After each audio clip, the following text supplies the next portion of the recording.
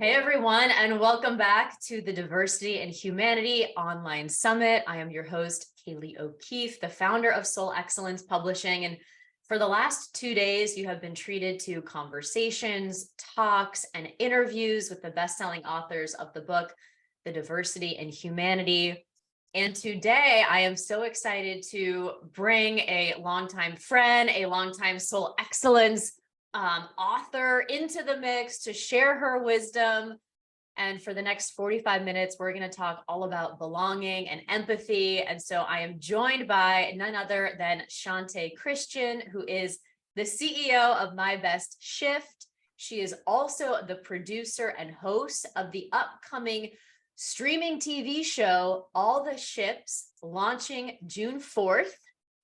And the best-selling author in Soul Excellence's very first book, Leading Through the Pandemic. And you couldn't stop there, Chantée. You had to also share Insignificant Women. So welcome to the stage. It's so nice to have you as a special guest speaker today. Thank you for joining us. How are you feeling today? Oh my goodness. Thank you. I'm feeling good. I told Kaylee when we first started, if I start talking fast, just know I had a lot of caffeine. I talk fast anyway, but somebody dropped something in the chat and said, Chantée, you're moving too fast. And just before I pass it over to you, Chantée, to lead us in this discussion, I just feel so grateful that we've connected on so many different levels over the last 3 years. And I'm sitting here in awe too, that you're about to launch a TV show. Just tell us what that's actually about. All the ships, so we have a sneak peek here. We'll build some fans here today. What is your show about? Yes, and I haven't actually released the date, so you all are the first to know.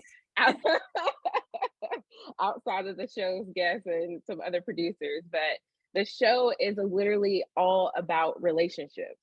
And it's about the different human dynamics and complexities and nuances of people and how we show up in relationships and how, based off of our behaviors, they impact how we, our family, our children, our partners show up. And I have some really awesome guests. So there's 6 episodes. They will stream on Apple TV, Roku, Amazon Fire TV. So it's just like if you were to download a Hulu app and you pull up the app and then boom, you see my face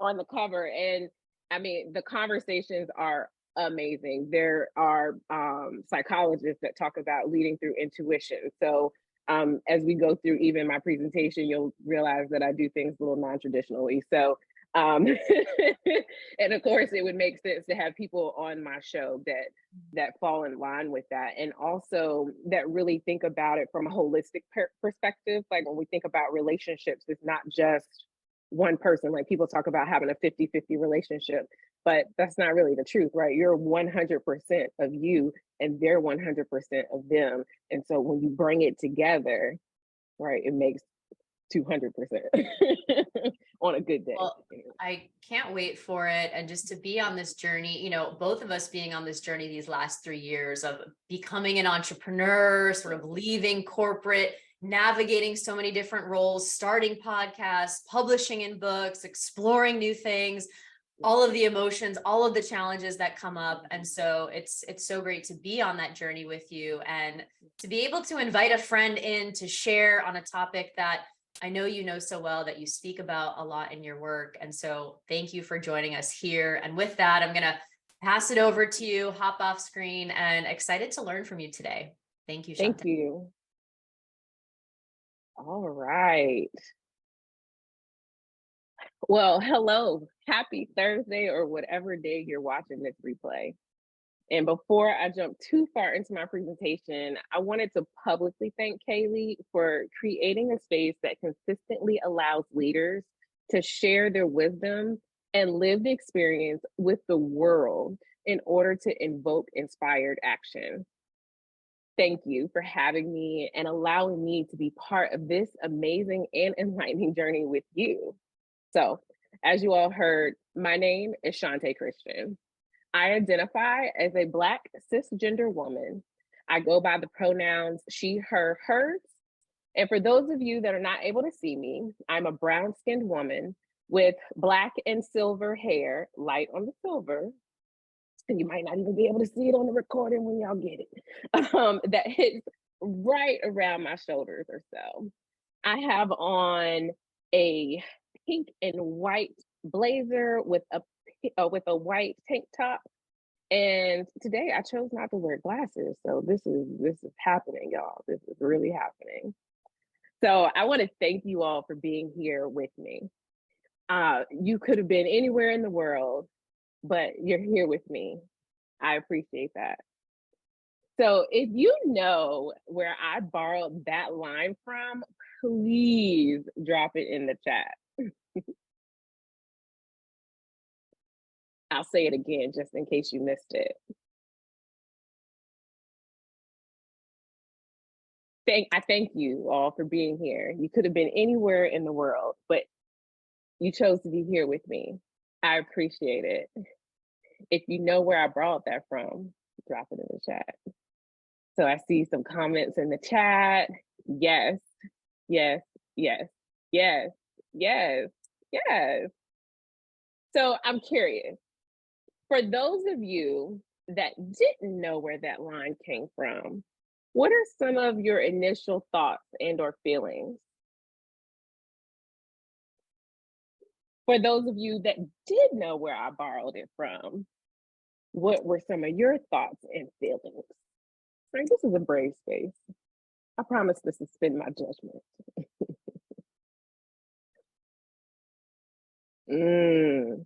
Should I know this? Yeah, yeah. This is our first lesson in what it feels like to feel like an insider versus an outsider. So keep dropping your thoughts. It felt good. You had to think about it for a minute.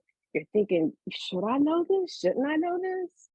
Well, welcome to the presentation about belonging and empathy, understanding ourselves and others. Since we're in the chat and getting to know each other, do me a favor. Drop in the chat your name, your preferred pronouns, where you're joining us from, and your favorite leadership characteristic. So for me, I would say, because you all are not going to get sick of hearing my name today, I would say my name is Chantée Christian. I go by the pronouns she, her. I am coming from the DMV. For those of you that don't know, that is DC, Maryland, and Virginia. And my favorite leadership characteristics are awareness, curiosity, and openness. Oh, my bad. I listed 3, but it's my presentation. I think it's okay. Typically, during this segment of the presentation, the facilitator or speaker will start to overload you with who they are and what makes them qualified to speak to you. I like to try something a little different with you today. Consider this. You made a conscious choice to be here with me today, right now. Let's stay in the here and now. Let's glean from the awesome space that we are co-creating together. I'm 100% sure you'll learn a lot more about me as we go along. I promise that there's so much more to me than my varying accolades that Kaylee mentioned briefly, or anything that's in the about this speaker section that you probably have forgotten by now. I know I did. So for those of you that are like, she has lost her mind, I want to know who she is, what she does, we will drop my LinkedIn profile and some contact information in the chat at some point. Lesson number 1, trust the process. Ooh, I used to hate that. Speaking of process, I'd be remiss if I didn't explicitly ask you all to participate throughout this presentation. Think about what it looks and feels like to participate. Is it engaging via the chat, or is it utilizing the reaction buttons? I encourage you to ask yourself, what will it take for me to be present during this presentation? What will I say? What I will say If something resonates with you, let us know. We are all in this space together, a space of non-judgment, of growth, and of awareness. As we spend the remainder of our time together, I encourage you to continue to come from a space of openness, curiosity, grace, and courage, not only for yourself, but for the others that are in the room that are dropping in their information in the chat, right? So, hello, good people. Hello, welcome. Welcome, welcome, welcome. My biggest ask is that you all are open to the process. Be curious about learning, have grace when receiving and or listening, and be courageous when sharing. In the spirit of sharing, I believe it to be true that as advocates for all things DEI, it is well, I'll take this hit, my responsibility to openly admit the struggle that I've had with creating this presentation. Collecting information on this topic provided its fair share of challenges. There are loads of articles written about how to make employees feel like they belong at work, and hardly any on how people can be themselves in systems that aren't built for inclusion and equity. As we look at belonging and empathy through a DEI lens, the first thing that I'm reminded of is that we are here to push on the dominant culture and its systems. We are here today to cultivate an environment of possibilities for belonging across difference without having all the tools or knowing what all the tools are. I'll be the first to say that everyone will walk away today with something different. Some of you may walk away with clear next steps. Some of you may walk away wanting more information. Some of you will walk away feeling incomplete. And guess what? That's okay. Our common goal is to become more aware of where we are in this journey. Everything else is a bonus. If you haven't realized yet, as I said a little bit earlier, I'm a lot non-traditional when it comes to these things. So I want you to think about something or some things as we go through this slide or this presentation. I want you to keep top of mind 3 questions, and I'm going to drop them in the chat just so that they are top of mind. First question is, are you cultivating spaces you want to be in? The second one, are you a leader by choice or by default? And the third one, are you creating your life or is your life creating you? So it doesn't require a response. I just want you to keep it top of mind or keep them top of mind, okay?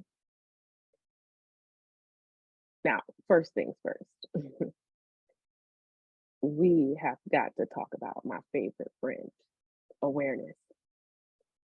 So awareness is the first step to change. It doesn't matter what kind of change we're talking about. The first step is always awareness. The majority of the work I do is based off of a concept that I call the triple A's. So if you have ever worked with me, if you've ever listened to any of my podcasts, read any of the chapters that I wrote in my books, I'm talking about the triple A's. The triple A's are awareness, acceptance, and authenticity. There's one more element that's missing in this amazing trifecta, and that is conscious choice. Awareness is like a police searchlight. So once it gets a hold of you, it won't let go. You literally can't get away from it. You're like, ooh, no, oh no. And it's like, hey, how you doing? Hey, think about it. Once you know something, you are left with having to make a choice to either do something or not. Either way, you are accepting the impacts that come along with your decision. And let me be very clear, not making a decision is making a decision. Okay.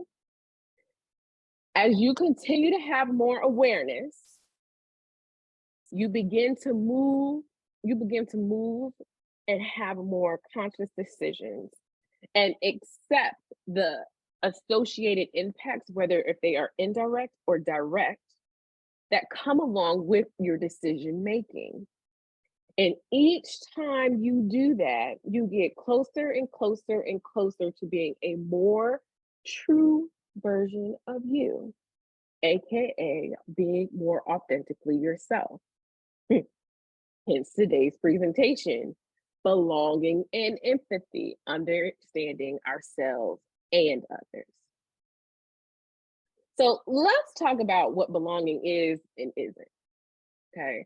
Belonging is not fitting in. While they are wildly related concepts, they have different meanings. Understanding their meanings is extremely important for the remainder of our conversation for obvious reasons. However, let me make it even more clear. When we are talking, I want to ensure that we are working off of the same definitions so that you may have different working definitions outside of this space, and that's fine. However, for today's conversation, this is what we're going off of so that everyone is playing on the same playing field, okay? All right. Belonging refers to the feeling of being accepted, connected, and part of a group or community. It is a deep sense of connection and feeling that you are an important part of something bigger than yourself. This sense of belonging is often accompanied by feelings of safety, security, and trust. Fitting in, on the other hand, refers to the act of conforming to the norms, values, and expectations of a group or community in order to be accepted. It's more about adapting your behavior, beliefs, ideas to match the group in order to be seen as one of them. Fitting in can sometimes involve sacrificing your true self and conforming to the group's expectations, even if it goes against your own values and beliefs.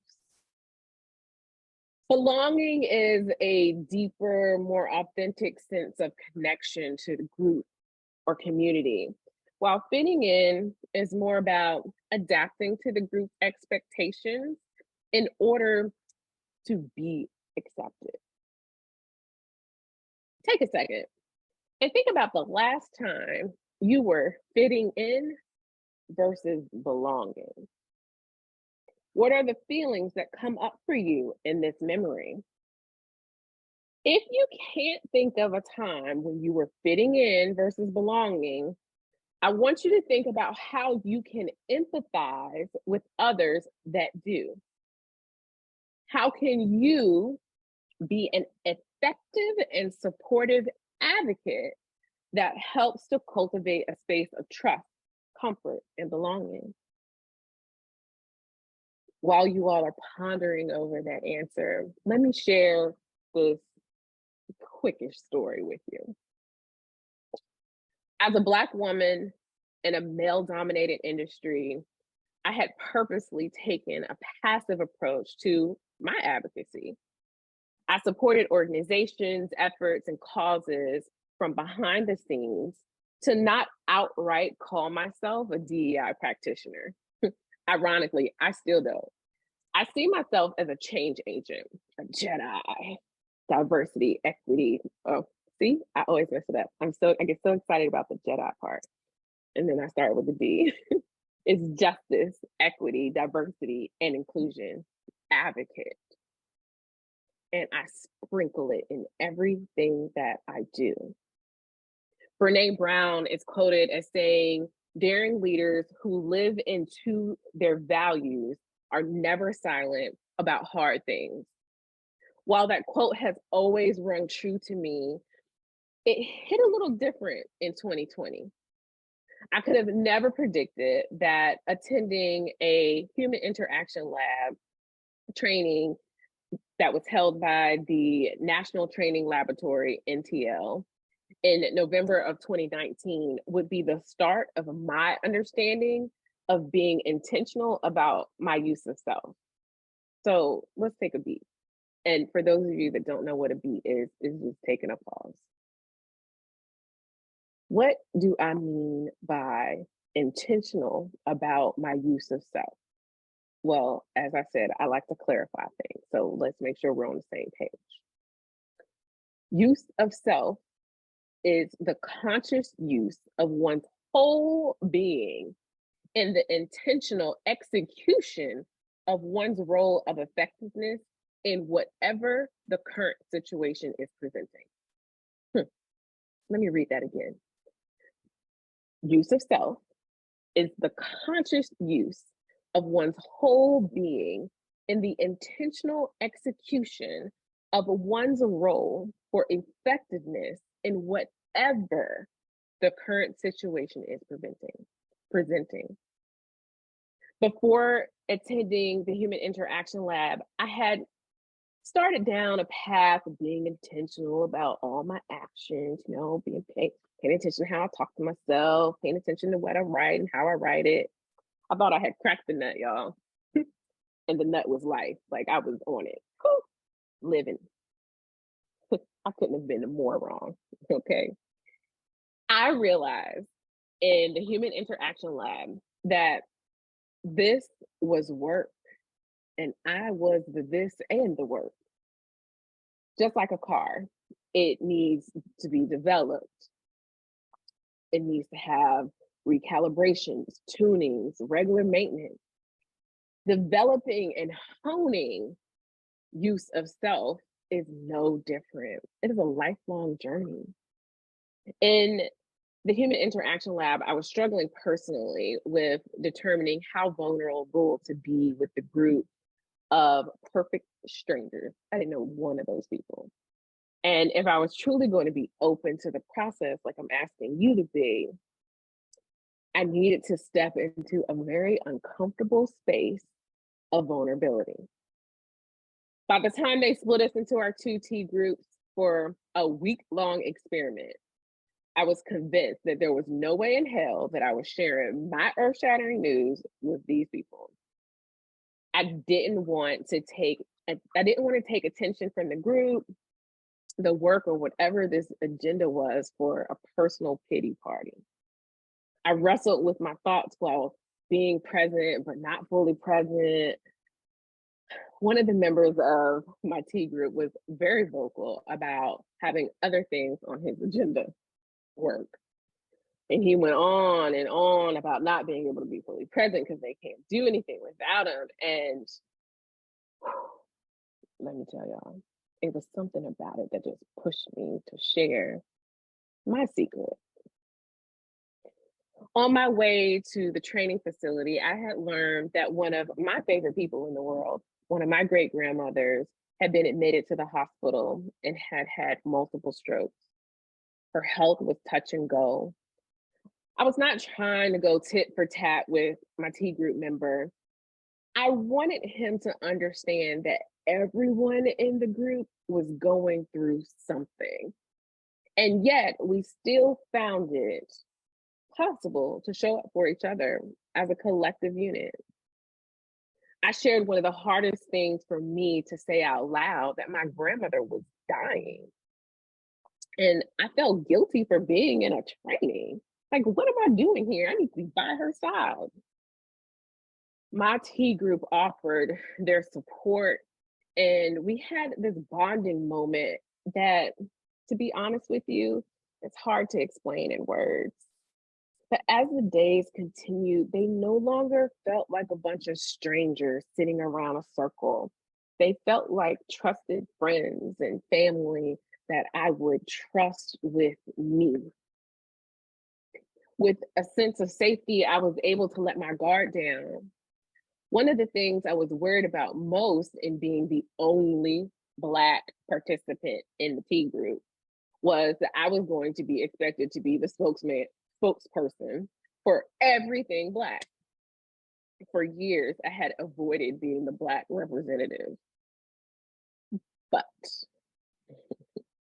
there was a discussion that was being generated around diversity in the workspace and how it should be at all the levels. And at that moment, I decided to speak up, not as a Black female spokesperson, but as a Black woman who worked in a white male dominated industry, as myself. Excuse me. When I finished speaking of my experiences, I recall clear as day someone saying, "Thank you for sharing your experience.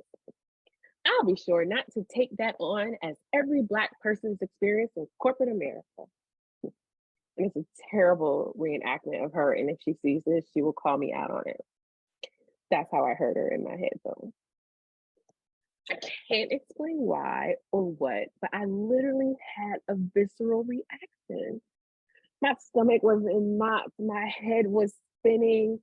I couldn't believe what I had heard. The unintentionally dismissive, discounting, minimizing, and flat out denial of the Black experience in corporate America baffled. I responded like this. So, we were in person, so I could lean it. I leaned in and I said, "You can take this however you like, but let me offer you this. How many Black people, male or female, do you see in Fortune 500 companies as executives?" And I waited. Then I said, "Before you answer that, let me ask you this. How many Black people do you see in the C-suite in any of the Fortune 500 companies?" We began to have a dialogue. The point of my comment was to emphasize that while, yes, that was my experience, it wasn't isolated to just me. It is a common experience of people who have been oppressed for years. It led me to remind my T group that our beloved country wasn't far removed or isn't far removed from the establishment of slavery. The first Africans, the date is, it can go back as far as 1619 or further, but for the sake of this conversation, 1619, which was 400 years to date before the formation of my T group. I further reminded them that slavery was abolished in 1865, a mere 154 years ago. Let me put this into perspective for you. Dick Van Dyke, who is still alive, is 97. Okay, just putting some things in perspective. Along the way and throughout many conversations and discussions, my biggest memory and most grateful experience was that I found allies in what I would call unexpected places. The biggest shock for me was that it took a white man to tell me and to help me to really, how do I say this, step into my truth and be a more authentic version of myself. He pushed me from day one of our T group forming to not just be surface level with my responses. In those moments, I realized that we were doing it, right? We were interacting with each other like human beings. I was being open to the process of working on my emotional intelligence. And let me tell you, y'all, when you're working on your EI, it's some work, a level of awareness, right? Because being able to read the room and know when the right time was to share my ancestor stories and how their history was impacted my current experience in the world, and to have people listen and be ready to make inspired action. Through the Human Interaction Lab, I was able to learn how to see people for who they were and separate the impact of their words from their intention to have fruitful discussions that generate change. Now, I could go on and on and on about the story, but I'll save you the trouble. You can go on to Amazon and purchase the book Leading Through the Pandemic, and I am chapter 7, and you can read the rest of my story. What I will say, though, is that all of this use of self is really, really important when we think about what it looks like to belong, to have empathy, and to understand ourselves and others, because we have to understand how we can use ourselves. Dr. Grace Harris was known for saying the hallmark of leadership is seen in the moments of pride and progress that comes from the inclusion of others. When I hear this quote, I think about what it looks like to meet people where they are and understand that they don't have to understand the viewpoints of everyone or agree to them, honestly. However, the practice of extending empathy continues to reinforce a space of understanding, kindness, compassion, and inclusion.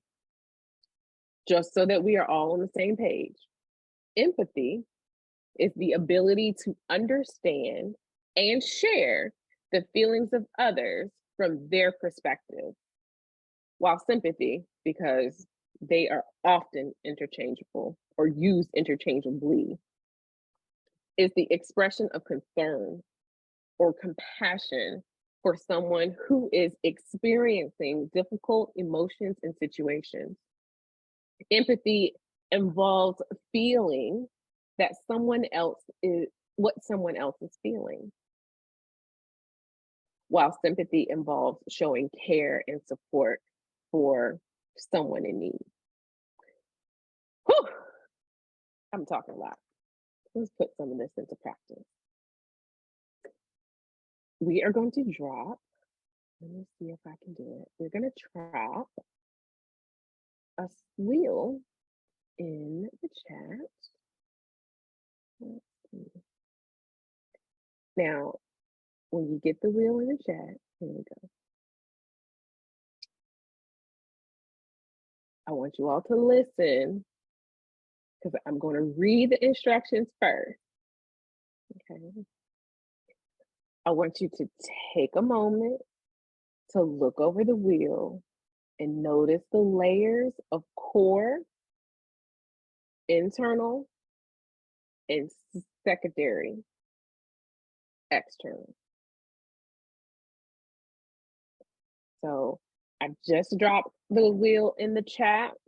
So if someone could just hit me with a, I got it, then I know that you got it. A like of it, a heart, something. Got it, cool. So as you're looking at the wheel and you're paying attention to all the things on it, I want you to start thinking about how you identify with the identities on the wheel. You can write them on the wheel directly if you have a printer handy. You can write it on a piece of paper.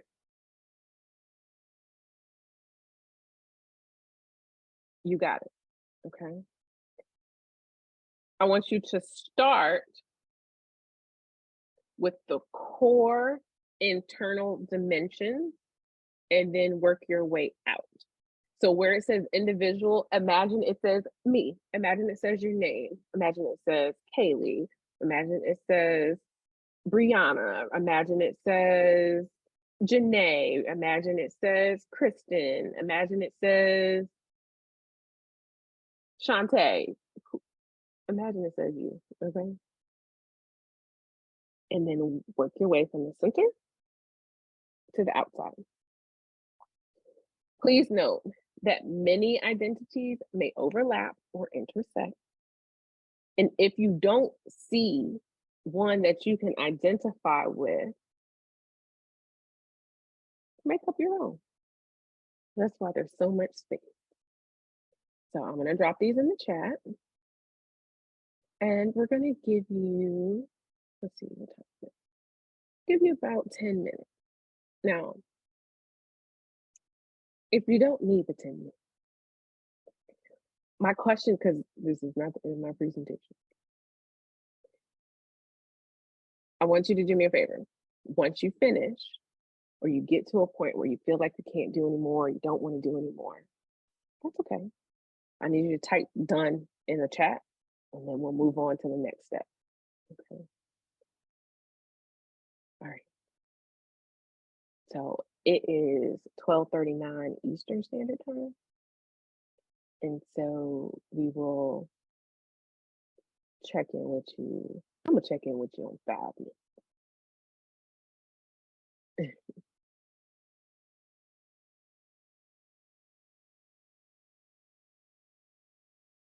So 12:44 Eastern Standard Time. You would never know I taught math with GDC.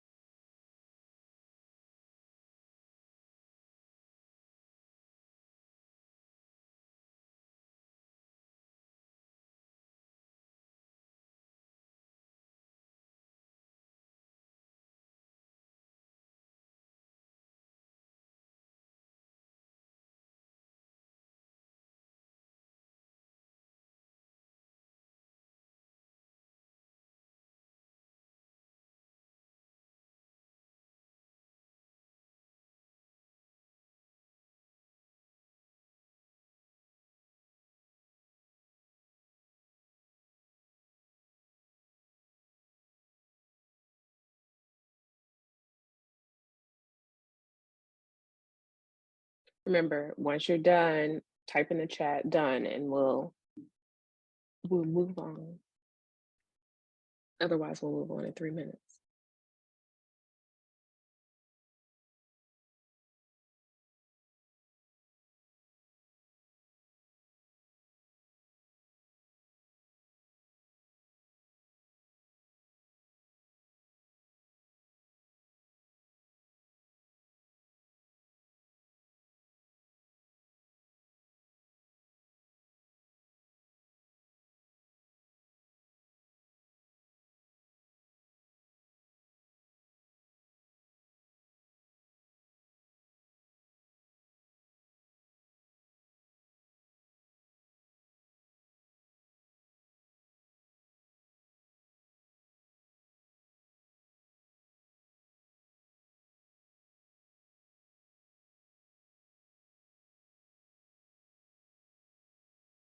Two minutes. If we were listening to a song, I'd say 2 minutes to you brushing your arm.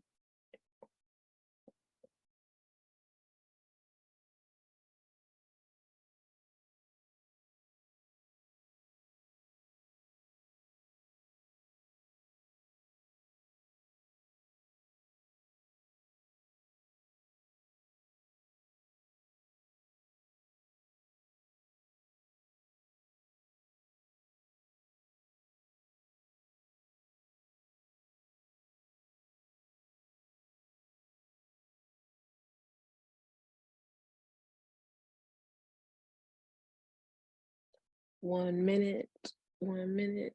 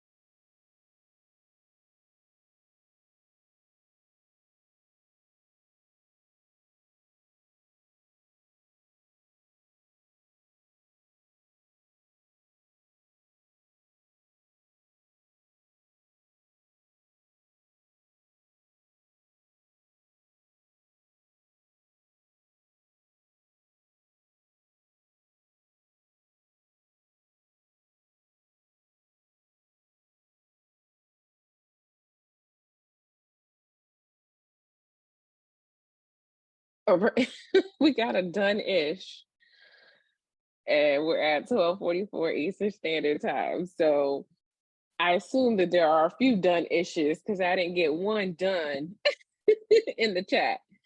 So I want you all to put your pens, pencils, writing utensils. I don't even think that's the proper term, but I want you to put them down for a second.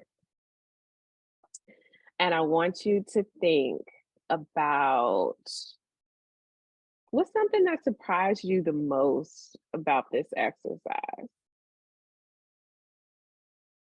Let's see some done issues. What surprised you the most about this exercise?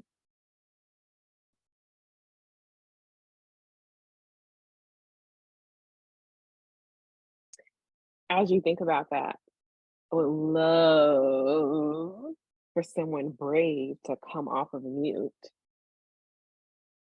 and to share with us, as you were identifying your identities, which were you least aware of, or you think about the least?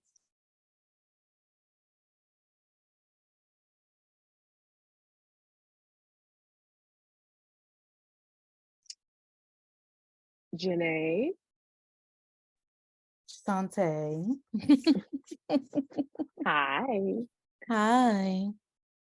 So, in completing the wheel, I'm almost sad to say this, but I really had to think about the ethnicity, heritage, and culture one.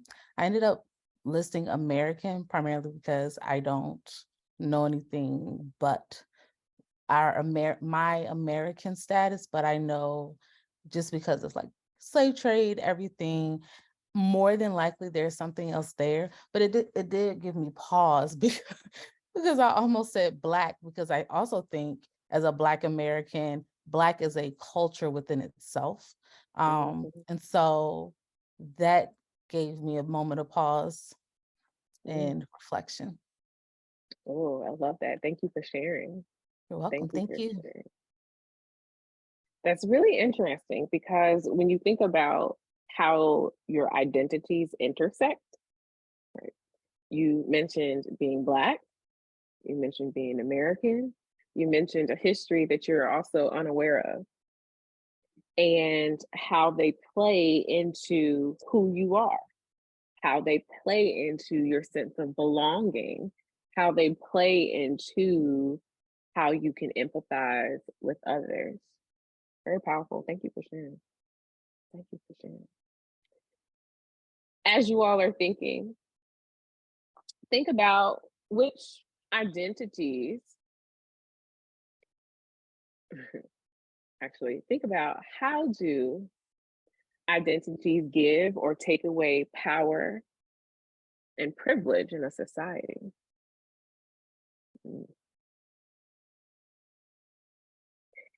Think about how do your identities influence your sense of belonging at work, at home, at school, or within any other community you are affiliated with.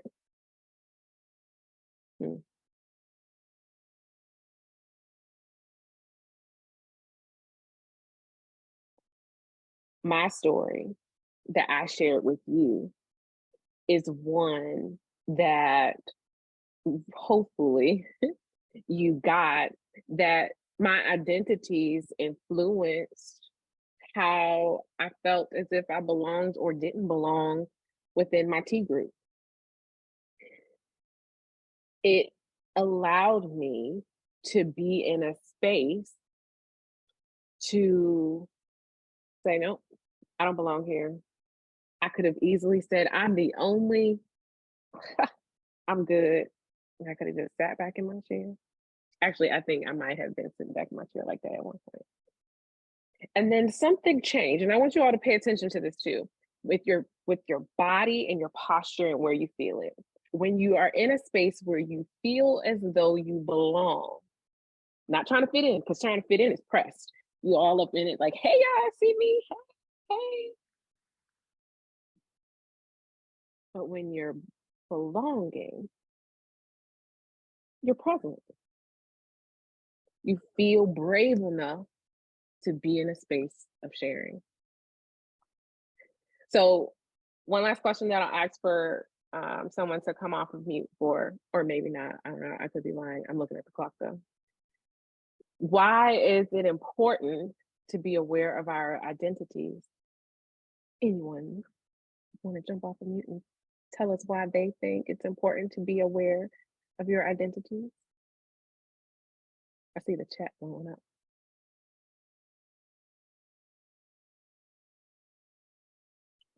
I see, for me, this is coming from the chat. For me, belonging has been an inside job. Ooh. And noticing all the parts within me that I don't accept and don't allow to belong within me. One, thank you for sharing that, because that's huge. And that's where all the work starts. There's so many pieces of us that we don't know how the jigsaw puzzle is supposed to go, and we don't like how it feels, or society tells us it's not right. And I encourage you to continue to explore you so that you can get to be able to become to know you more. And as you become to know you more, you can decide, how do I want to go? It's very powerful. Thank you for sharing that. In order to feel a sense of belonging, we have to know who we are. It's almost as if you had my script. In order to cultivate a space of belonging for others, we have to understand the dynamics and the identities that people and ourselves bring. I asked you all earlier to think about the last time that you felt like you were fitting in versus belonging, and what feelings came up for you in that memory. And if you could think of a time, and if you couldn't think of a time, one where you were fitting in or belonging, I wanted you to think about how you could empathize with others that did. How do you, us, become effective support agents that helps to cultivate spaces of braveness, of trust, of comfort, and of belonging? I want you all to think about, what does it look like to go back into your respective communities or at home with yourself, and think about, what does it look like to continue to cultivate spaces where people can reimagine what belonging to themselves looks like, let alone a workspace, a church group, a friend group even. Yes, do not get me wrong. Awareness is the first step to everything, including belonging. However, it's really important to remember that it's not the only step. And your awareness is great. How do you use yourself in order to help move the needle and continue to cultivate spaces of community that feel safe, brave, places that people want to go? We didn't have enough time to go through a whole bunch of other things. There's so many other things that I would have loved to work with you all on. There are so many different psychological tools that have been used and not used for belonging, some misused in some spaces. And what I'll say is, if you are interested in exploring you more, if you are interested in connecting with me, my information is in the chat as promised, my LinkedIn profile. There you go. And you can reach out to me and we can explore what it looks like to work with me, right? Um, I want to thank you all for sharing and for being transparent, for being vulnerable, and honestly trusting me with this process because I know it was a little different than what you were used to. I want you to remember a few things. One is that everyone is a leader, either by choice or by default.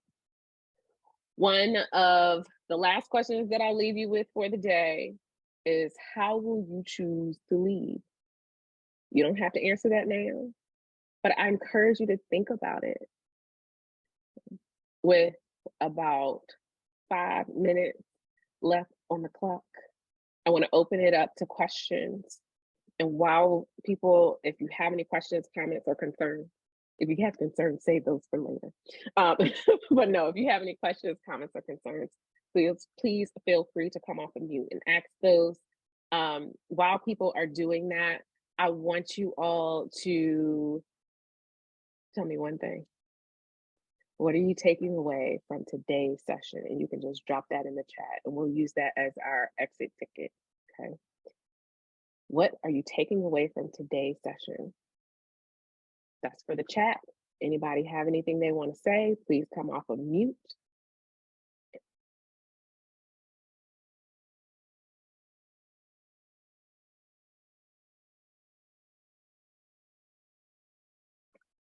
Okay. Well, Kaylee, I want to thank you again. I'm so proud to be part of such an amazing community of support, of encouragement, and most important to me, action. Thank you all for joining, and go be the change you want to see. Have an amazing day on purpose.